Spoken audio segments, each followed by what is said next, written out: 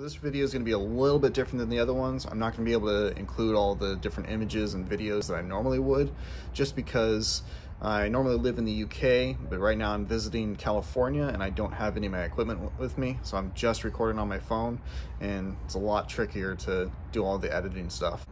So yeah, I hope you bear with me, and the next videos going forward should return to normal.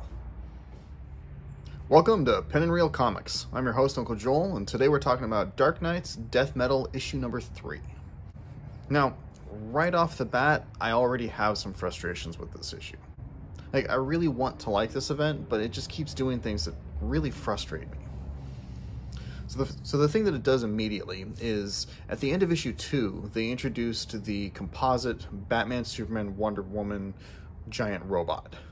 And this was an update on the composite Batman Superman robot introduced in the Batman Superman comics written by Jeff Loeb and drawn by Ed McGuinness. Now, I never really cared for that original take, and so seeing it brought back and just adding Wonder Woman to the giant robot didn't really thrill me, but okay, let's see what they do with it.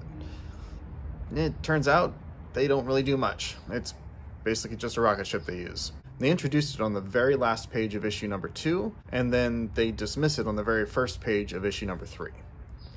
So really, it was just a means of transportation, and they just threw it in as an Easter egg. And that's the way a lot of this story feels for me, is it's just taking a bunch of different ideas, throwing them out there, and then shoving them aside.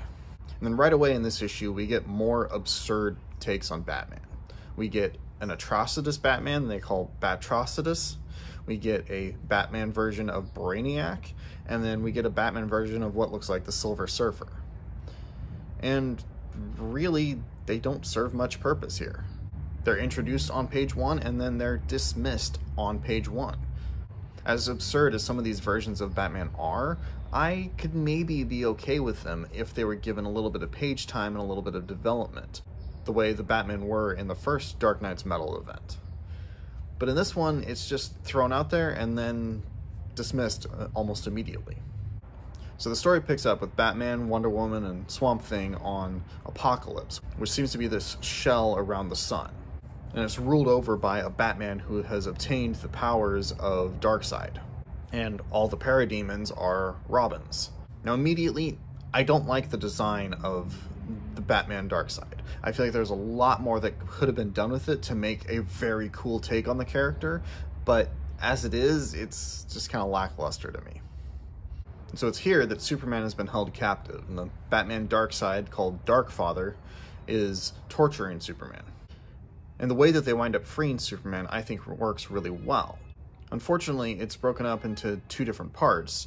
One's the freeing of Superman, and 2 is the way Batman manages to outsmart Darkfather. The freeing of Superman, I think, is intelligent and works. And the way that Batman outsmarts Darkfather is just kind of a stupid Deus Ex Machina thing. Darkfather shoots Batman with the same type of gun that was used in Final Crisis, and he actually has it powered up, so it should be even more powerful and even more effective on Bruce. But somehow Batman survives it. And when he's asked how he survives it, he simply tells them, "I had a bat blocker. I came prepared." That's it. And they just move on. Like, it's such a cheap cop-out that it just ruins so much of the book for me. And yeah, okay, it's 1 page, 1 scene, but that's how so much of the book feels and has felt since issue 1. And so I really don't have much hope for the series going forward. And at the end of the issue, it's revealed that Lex Luthor is still alive, and that he has designs to rewrite the universe to his specifications, just like everybody else. One of the issues I've had so far is that we already are not getting enough time with the different characters to really develop their personalities and really express their struggles and what they're fighting for. And I felt like that was an issue when we had the heroes versus the Batman Who Laughs, as well as Perpetua, as 3 different factions. But now we're adding Lex Luthor in as a 4th faction, and I just feel like it's getting overly complicated, and it's really going to detract from any depth of character or character exploration. And that depth of character and the connection with the characters is what makes the story so interesting to begin with. So if you're lacking that, and you're only adding more that is would detract from that character development, then I just don't see how the story is going to really be that compelling for very long. Now, this issue was a bit better than issue 2. I still wouldn't say it was great. It was just okay. I am going to keep going with the series from here, but at this point, I can fairly safely write off the series.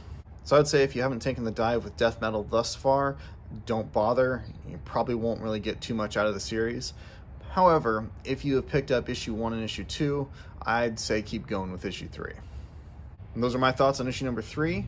Be sure to hit like and subscribe so you don't miss any of my reviews for future issues. And leave a comment, let me know what you thought of this issue.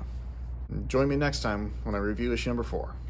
And until then, this is Uncle Joel saying, stay tangible.